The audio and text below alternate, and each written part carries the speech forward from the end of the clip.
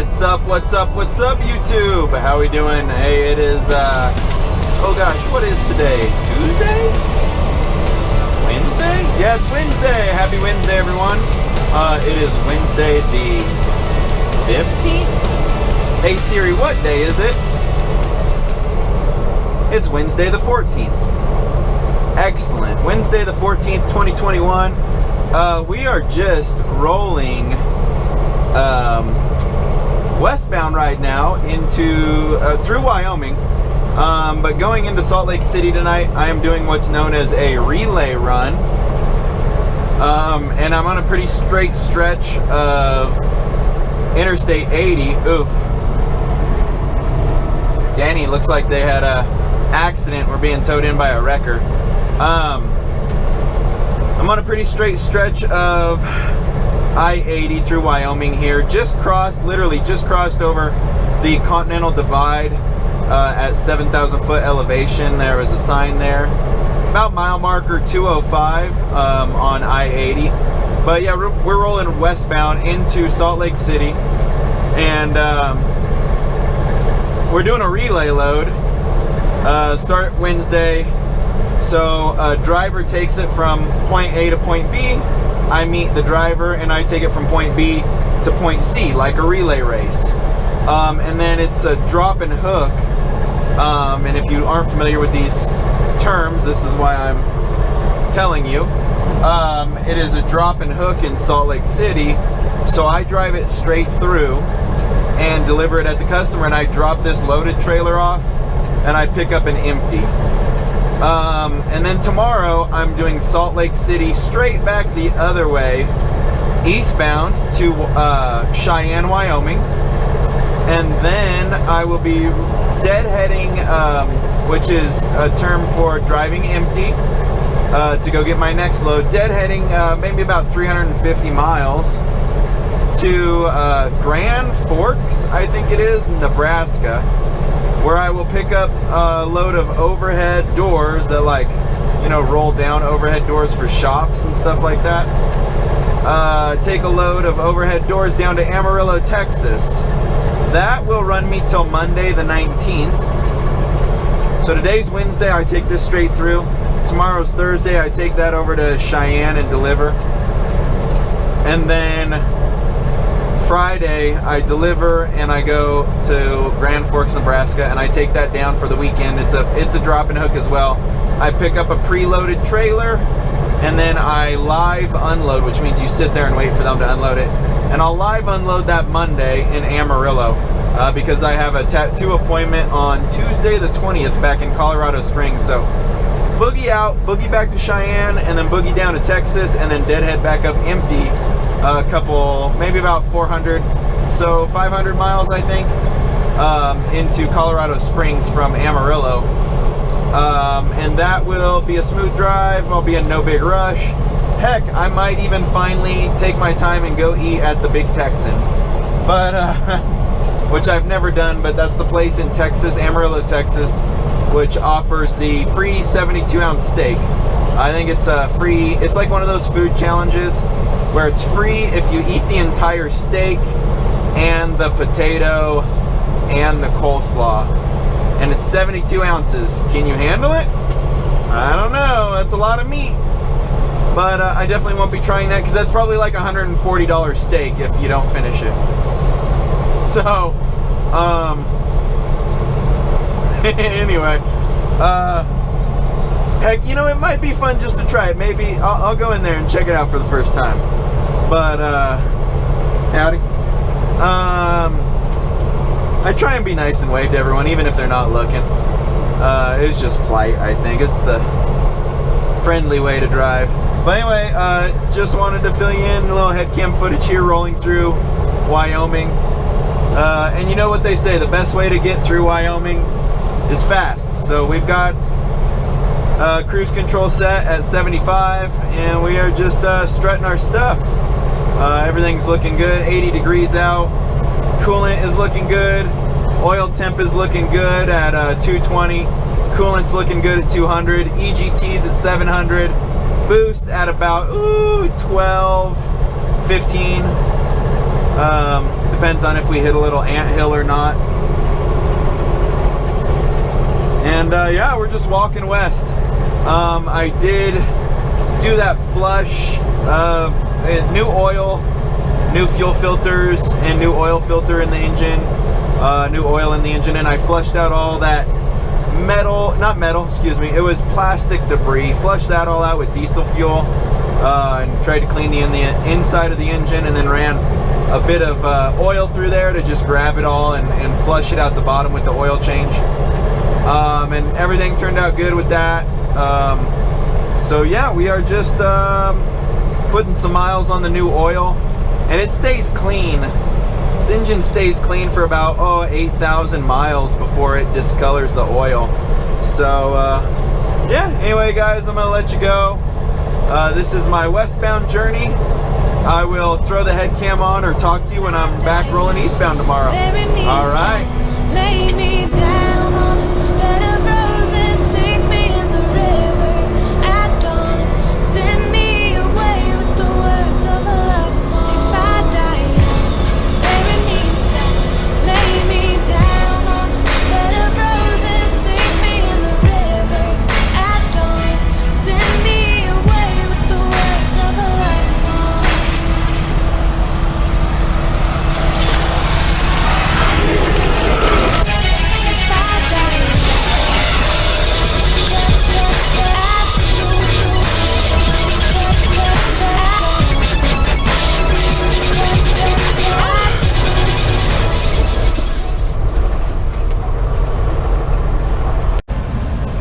Ended our day here at the Sap Bros in Salt Lake City.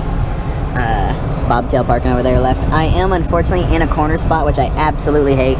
Luckily, there's this oversized guy. He's empty, but he's parked right there. So when people drive around, they'll see him and hopefully swing it a little wider. I'm doing, I don't know if you guys can see that. But yeah, there it is. We're on sleeper berth. We got to do a 8-hour sleeper berth split to go pick up our next load. Crazy. I did a drop and hook like I mentioned here in Salt Lake with a load that I brought over. It was relay, where the other driver did the first half. I met him in Denver or Commerce City, and hopefully that AC vent's not freaking just blowing the microphone. Did a relay, met the guy in Denver, and then I took it the other half he took it from Kansas City to Denver. I take it from Denver to Salt Lake. Do a drop and hook there, and I got super lucky. I got the last of our trailers that were in the yard, and it's like a brand new trailer, like under 45,000 miles on the little hubometer or whatever you'd call it, little odometer that's on the hub. Anyway, got the last trailer, and then I boogied over to the Sap Bros where I always get lucky with parking. And this place was parked out except for this one spot, which I don't know if you could see that little caution cone sign right there, but that says VIP 1, and it was available. And so that's a score. I mean, it always sucks paying for parking, but it doesn't really bother me that much. It's just another expense on the road. I'm not one of those drivers that bitch about parking. I like reserve spots on late night. I like to drive late like this, pull in at 1 or midnight, 1 a.m. It's my norm. So it's nice knowing that I'll have a reserve spot when I get somewhere. This is a PSA for all drivers who bitch about paid for spots. Quit pouring your sodas and trash and piss bottles out on the damn concrete, and they won't have to pay people to come in and pressure wash this disgusting freaking parking lot, and then they'll quit charging because, you know, it costs them to own this property. So I feel it's totally fair that they charge for parking. It is what it is. They have some free spots if you get here early enough, pay for the other ones. What I hate is the fact that this is a paid for spot and I am at an in spot, so I have the risk of someone coming around and not watching their trailer and hooking my hood and really ruining my week. That would suck to get my hood wrecked. I'm sure you guys have seen pictures. I'll add one here.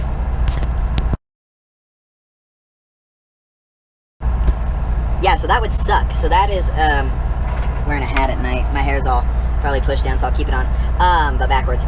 That would suck, getting my hood smashed like that. That would really ruin my revenue for probably 3 weeks to come if I had to get a hood redone, and radiator, charge air cooler, front bumper, possibly steering rack, and that front axle, depending on if I got dragged. If they're going to charge for parking, I think it should be the easiest entrance and exit parking spots, as well as the safest. Back row. I'm all about the back row. I like backing up to dirt. I like backing up to grass. I like backing up to a curb on one side. That's the less likely other trucks can hit me, the better. That's a little tip. That's my parking. So if you see me, this is the first time I've parked at an in spot since I ever remember, actually, to be honest. And it's got me a little nervous. I hate it. Yeah, I never park at in spots, but I paid for it. I have to do an 8-hour split to go grab this other load that's taking me back to Cheyenne tomorrow. So here's tomorrow. Well, we got out of Sap Bros. Ooh, there's always a smudge on the camera. Got out of Sap Bros with our hood on, sleeping at that corner spot, so that was good. Did an 8-hour sleeper berth. Now we are here at, well, maybe in my little spot mirror you could see where I'm at, picking up here in Salt Lake. So, picking up a load of Coca-Cola products, taking them back to Cheyenne. Currently watching a Nevada Trucking and Trails video where they tow a truck with another truck. I've always seen those. They look interesting, so see what I can learn about it. Catch you on the road. Hey, what's up, YouTube? Right now we're at the top of Sherman Summit, rolling eastbound. I always have to think about it for some reason. That's why the long pause. So anyway, though, you see that lit up truck right there to the right in the right lane? Met up with a buddy that I grew up in the same county as. Actually, he went to a opposing high school. I went to one town high school, and he went to the rivals. But him and his buddy Pierre are rolling. They're pulling step decks. So been rolling with them, BSing with them all day on the CB. Met up with them in Little America. But he runs a pretty sweet flat top 389 there. And yeah, just been running with him. I'm almost to Cheyenne. So he's got a pretty sweet load, mixed load, F-150. I don't know if you can see it in my lights there, my cab lights, but F-150 and then like a F-550 from the 70s and then like a 20,000 pound forklift. But he's helping a buddy relocate out of the state of California. Runs a nice Western trailer step deck there, but yeah, running with a buddy named Justin and Pierre, and pretty cool dudes. It's always nice convoying. You don't get to do that too often. So it's been pretty sweet. They're going all the way to Kentucky. I'm bailing off in Cheyenne. So anyways, I am now second day of my little this vlog, and rolling eastbound back into Cheyenne. And then tomorrow we'll unload, and then after that we will reload back in Nebraska, going down to Amarillo Sky for a Monday delivery of some garage doors. Right now we're hauling some Coca-Cola products. Anyway, y'all, just a little random snippet of some night driving, so catch you later. Alright, I just turned off the camera, but I had to turn it back on. Some good looking cattle pots, of course. Bunkner. Alright, catch y'all later. What up? It is like 7:30 a.m. Pulled into this Coca-Cola delivery place here in Cheyenne, Wyoming this morning after doing a 8-hour sleeper berth over at the Flying J. Actually, I parked at the McDonald's over there in Cheyenne after fueling up. But doing some editing. Gurney just is backing in there. That's where we're backing in to unload. An old looks like an abandoned house here, but kind of cool. Just a little kind of Coca-Cola satellite yard. The guy came up to unload me, and I'm doing an 8-2 split. I got here, when I pulled in there was a Volvo backing in, and then Gurney was parked there next to me, and then I pulled in, so I was like, oh, okay, I gotta wait for the Volvo, Gurney, and me. And the Volvo leaves. I've been here 38 minutes. The Volvo just left, and this warehouse guy, the manager guy, comes walking up. He's like, hey, you can go ahead and back into the dock and, you know, do the deal, open the doors, slide your tandems to the back, and pop the seal in the back. That guy is like a fill-in, so you're ahead of him even though he was here before you. And I was like, well, hey man, what time was his like delivery? He said, because mine was 7 a.m. and I'm not in any big rush. I was like, what time was like his delivery? And he said, oh, 6 a.m. but he was a fill-in route. And I was like, oh, well, I got to do this thing called the 8-2 split, so I got to hang out for 2 hours. So go ahead and unload him, and you know, I'm not in any big rush. He was like, oh, all right, cool. When he pulls out, go ahead and pull in after and do the deal. I was like, all right. So little kindness goes a long way. Maybe that guy, he's from Gurney, which is out of Aurora, Utah. Maybe he's got a, you know, boogie somewhere, like try and get out of here quick to get a reload to head back home for the weekend. So he's unloading. I'll be unloading next. Currently doing some video editing now, and then we're heading over to Grand Forks. I'm pretty sure I ought to check the email. Heading over to Grand Forks, Nebraska. Let's see, freight bill. Grand Island. I'm going to Grand Island. See, that's why it pays to check. But why check? Like, you know, I talk with the agent on the phone. I know what my next move is. But the most important load is the one in your trailer right now. You can't do nothing when you're still loaded, right? I can't go put another load on top of a load unless you're doing LTL stuff. Which, when I get into flatbed or step deck, I'll be really stoked because, especially if I end up buying a step deck, you can do like, so you got like a 48-foot step deck or a 53. I don't think I'll go 53. I think I'll just stick with 48 foot. And you've got the lower deck, which is about 37 or 38 feet, and you got the top deck, which is 10 or 11, depending on the models. And so if you get a piece of equipment on the bottom deck that runs cross country, you can grab a little LTL, 2 pallets or 4 pallets that fit up on that top deck, strap those down, pick them up after you picked up the bottom deck, and drop them off. You know, a little revenue on top of revenue. That's where it's at with step deck. That's pretty badass. But anyway, just editing this video. It is Friday morning. Then we're running over to Grand Island and picking up a preloaded trailer of garage doors or like roll-up doors. So yeah, that's why I was like not in any big rush, and doing an 8-2 was fine, and hanging out here for 2 hours letting that guy unload. So little niceness goes a long way. Hopefully he appreciates it and he's able to get reloaded and head back to Utah, or you know, something, get home for the weekend with his family. I didn't talk to him. He didn't like, oh, thank you, and wave or anything. So it is what it is. So I flipped him off. No, I'm just kidding. I didn't flip him off. But I'm not in any big rush, so I'm just gonna sit here, edit, wait till he's out of there, and then we'll boogie to Grand Island. I'll catch you guys on the way down to Texas.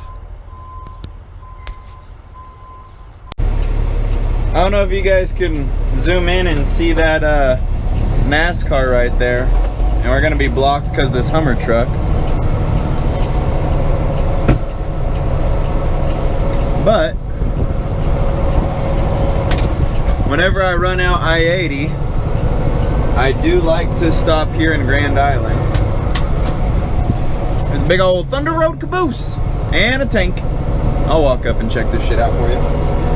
This Bosselman shop dough.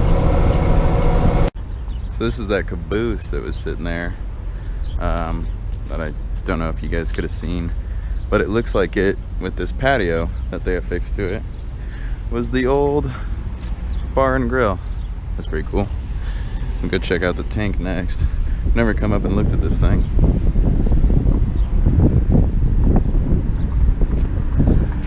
That's pretty fucking dope. Yeah, AC unit on the side. They're using it for storage now. Union Pacific 1955 CA6 caboose. Pretty dope. And this is an M60 tank. Came with a 750 horsepower, like 1791 cubic inch engine. Fully loaded, combat ready. It was 114,000 pounds. Made by Chrysler. This is like one of 14,461 made. I'm not an Army nerd. I don't study tanks, but I do know how to read a board, and I got all that information from this board right here. So, Shup 750 V12, pretty dope. It's a massive fucking shock absorber. Obviously, 115,000 pounds almost, so.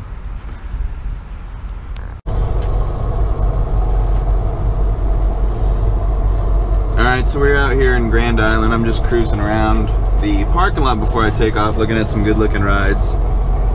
So this is like almost a aqua green teal color out of California, or at least California plated. Very clean truck pulling a step deck. This thing's fucking clean. Pulling a step deck, polished out herd bumper. That thing's fucking dope. That thing's fucking dope. I dig it, I dig it. Then we'll cruise down this row. Oh, actually, I think I know this guy with the black and white Peterbilt. So we'll cruise over here. I think this is a guy I know named Todd.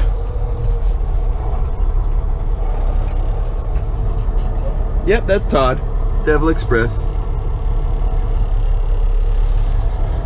Todd, it was nice seeing you. So I do like those T680s, even when they're full roof. Pulling a flatbed like that, that Central Oregon truck's clean. It's really cool. Just a good money maker. But this Central Oregon truck is clean and really cool. This guy's running a spread axle, but he's also running a stretch. And yeah, I like that. That's dope. Me personally, I would love to have a flatbed spread axle. That's what I'm buying, saving up and buying. But and then stretch the truck out. But I would do a mid-roof T680. If anyone's asking, I would do a mid-roof all day. This white and blue Kenworth is fucking bad.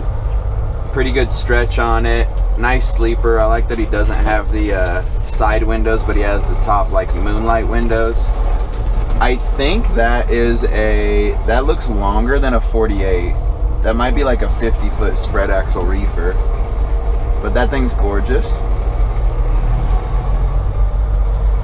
And then to our left, there's a couple of FLDs right here.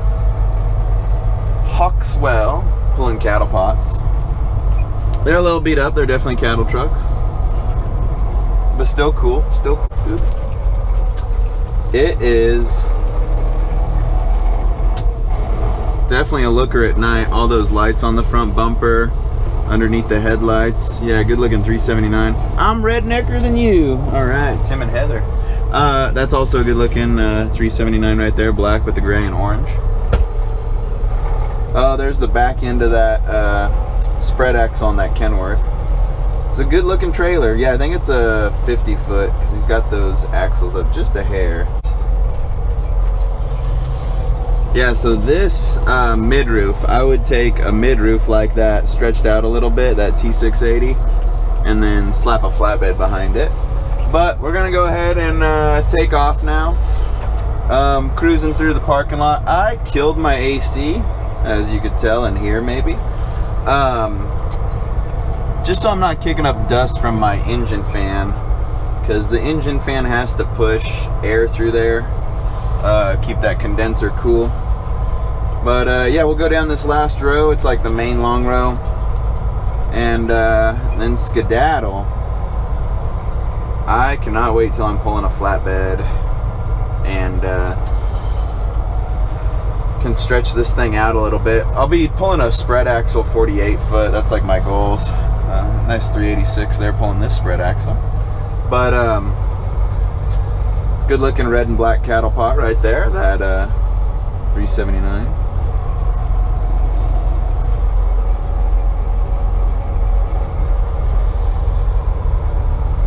This Kenworth is hiding out right here. Blaze, B-L-A-S-E, I believe, livestock.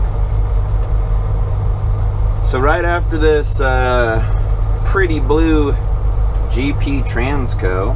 Ooh, check out that car hauler over there in the fuel island. That's a good color. So this nice Landstar truck right there, big old Kenworth, all lit up for sure. Nice bumper. International, silly way to waste some money.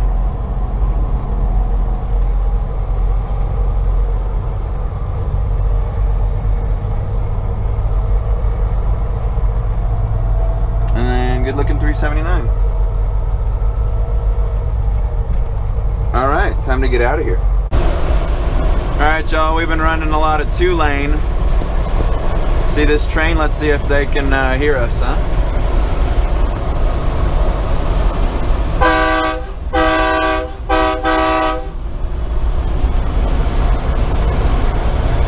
Hey, he looked at me. He didn't hit no train horn back though.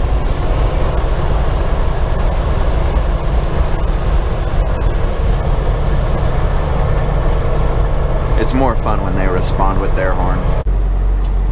All right, y'all, we stopped here in Colby, Kansas, ran down the 183 to the 34 to the 83, and then bounced over here to the Petro Oasis. I don't know if you can see that sign out there, but anyway, I am making, so this is some ground up beef, and then these are those little cheese curds, buffalo wing cheese curds, Wisconsin Cheese Company. Also got some Sargento, but anyway, I highly recommend making your own food. You'll definitely save money out here on the road instead of eating out. That is my air fryer. That's a bag of trash with a pair of scissors on it. Anyway, obviously you see some melted cheese from the remnants. I gotta clean that up before I get this thing cooking. But I'm gonna make some meatballs. Just wad up the beef, ground up beef with the cheese curd in it. And I definitely won't run out of cheese curds. But yeah, and then I could put some sharp cheddar in there, or this buffalo wing flavored cheese curd. But anyway, the cheese curd, it being a ball already, will make it easy for the meatballs. So just pulled off here making lunch halfway to Amarillo. Ooh, look at that cheese-filled meatball. It's so delicious. So that's my lunch and dinner, and I'm editing this video where I climb a hill.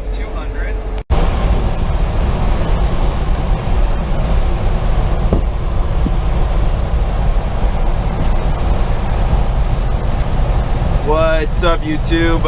It is Sunday morning. Let me finish rolling up these windows here. Okay. So yeah, it is Sunday morning, 2:15 a.m. local time, because my clocks are Colorado time and they say 1:15. But yeah, 2:15 here in Amarillo. Just about to pull into the Petro and fuel up. Last leg of the journey. So on this video we had from Denver to Salt Lake with that relay load, Salt Lake to Cheyenne with that Coca-Cola, and then deadheaded from Cheyenne to Grand Island, picked up this load from like overhead door company, and Grand Island down to Amarillo. So I left Grand Island Saturday at about 2 p.m. I wasn't in any big rush to get out of there. Had some dinner the night before at that Thunder Road Bar and Grill, which is really good. Bartender, she's pretty cool. I've seen her every time I've gone in there, and it's always a good time. She's got like a good attitude, and then everyone around the bar has a good attitude. Like, I'm gonna say everyone sitting around the bar is absolutely truck drivers, because for the most part, unless you're out there with your wife or a significant other, you're a solo driver, you know, so you're sitting there at the bar solo, and then you just make friends with the people sitting next to you. It was a good time.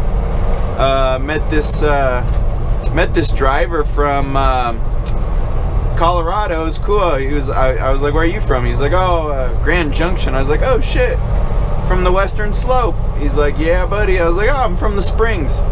So we started bullshitting and stuff, and anyway, yeah, just rolling into the Amarillo here after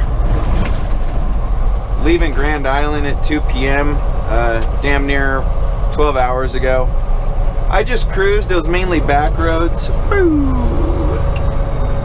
And this Valero is pretty darn new. It's got that Wendy's in there. Shit. Jeez. Freaking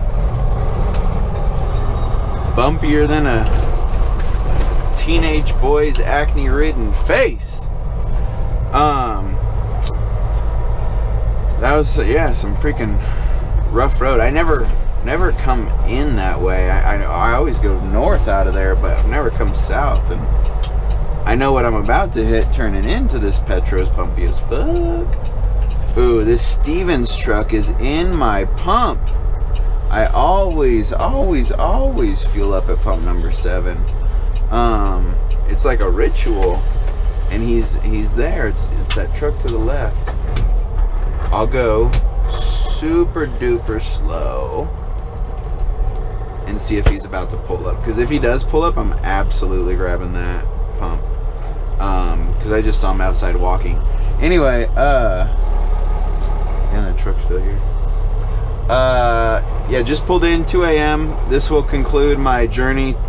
Tomorrow I'm just kind of hanging out doing absolutely nothing. And actually I might wire some speakers up. I have some 6-inch round speakers I want to wire up here. But oh damn, it looks like he is not moving. It's like ritual though. I feel like, oh, he's getting deaf. I wonder if I should wait. He'll be like, why the fuck did this guy pull up behind me when all these other pumps are empty? And I feel I'm one of those weird people that if I break habit, I feel like I'm gonna get in an accident because I didn't fuel at my pump. So we'll do like my other ritual. And I normally grab outside lanes, like the very farthest outside. So we'll do that. Anyway, just some idiotic rambling now. Motherfucker was in my lane. So anyway, my fuel lane, my fuel island, lucky number 7. Met my good buddy Oscar here over at that fuel island. So ever since I pull in and I go right there, and then I always back out and go across the road to the truck stop. All right, excuse me, truck wash.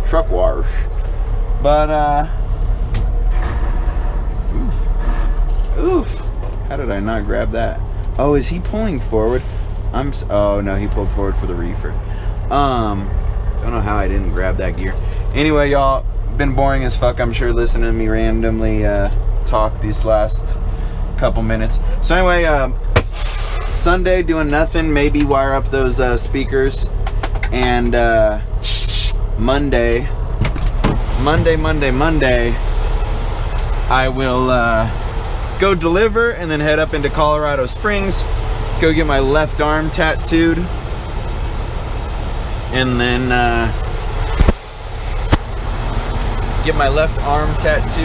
back on the road Wednesday, where I'll pick up the camera and we'll go from there, doing whatever.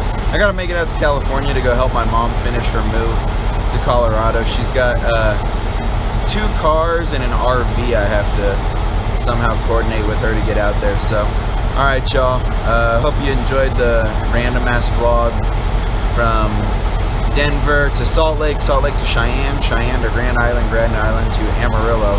And you know what they say, well, King George said it, Amarillo by morning, it's that be the morning. Local time 2:23 though. Alright, stay loaded, thanks for watching.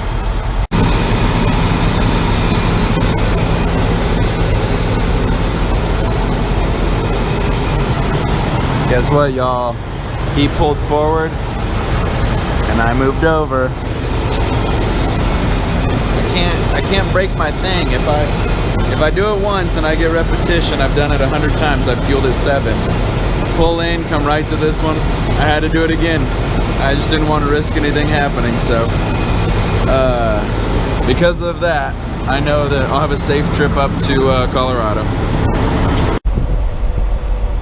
So yeah, I was able to back out of 12 where I pulled into and move over to 7 because that Stevens truck had fueled up his reefer and pulled forward, and I was just like too much in my head. I was like, fuck, I always fuel at number 7, I've got to move over there. And so I did, and like it's hella funny because there's like 4 or 5 other empty pumps, 7, 8, well 8 had cone in front of it, but 9, 10, 11, and 12. So there were 4 other empty pumps, and I backed out and still moved behind 7 after he pulled forward, and I fueled up, and I think he went in and used the restroom and he was buying something, and so I went in to get my receipt, and his voice was hella loud right when I walked in the door, so I think he was like bitching, and I forget like what words I heard, but it was something like moved all the way over. But then his voice got like way quieter to the cashier when I walked in, and I was like, oh, this guy don't even know that's my pump. So anyway, yeah, I mean shit, I would have backed. It's 2 a.m. there's no one out here, so I would have backed out if he would have still stayed in front. But no, by the time I got back to my truck, he was pulling away. I mean shit, if you have to finish your 30-minute break, just be like, oh hey man, I have to finish my 30, I don't know why you pulled behind me. Like, dude, if I fuel up and then I pull forward and someone pulls behind me and I gotta go in and take a restroom break and grab my receipt or whatever, and it takes a minute, like, and I come back out and they're like, hurry up or whatever, like they're waiting for me, I'll go and I'll check the numbers on the pump because I know every time exactly what I top off to, so I know how many gallons and how much the dollar amount is. And if it's the same, I'll be like, fuck you, dude, you didn't even fuel up, you can back out, and I'll go sit in my truck like an asshole. Unless I'm in a rush, then I'll obviously leave. But I'll straight up tell the dude, like, fuck you, dude, you chose to pull behind me in this fuel pump and you didn't even fuel. Like, if you want to go, you can back out and go the other way. I've had to do that like twice now, where they're like, I walk out with my fuel receipt and they're like, you know, sitting there like on their step, and so I'll walk up and I'll be like, yeah, how many gallons did you put in? And I'll be like, you didn't even fuel, this is my fucking receipt, look. And yeah, then they get all butthurt. So anyway, driving woes, driver woes out here on the road. Anyway, I fueled at my pump, number 7 here in Amarillo at the Petro. And even if it's cheaper at the TA or the Flying J, like right now it's 2 cents cheaper, I always fuel at the Petro, always pump number 7. It's a thing. I don't know, I met my good buddy Oscar there. Ever since then, I just pull in and choom, beeline it right to number 7. So lucky number 7, we offload in the morning on Monday. Tomorrow's Sunday, or no, today, right now Sunday. So we offload in 29 hours on Monday morning, and then we head up to Colorado Springs to get a little ink on our left arm. So take it easy. If you got your weird rituals like that, like fueling at the same pump or whatever it is, keep at it. Always walk around your truck after you stop and get back in. That's another thing I always do. I recommend everyone do that. I also recommend everyone check their kingpin and their air glad hands before they drive off again. So, little rituals. Stay loaded, be safe. Thanks for watching.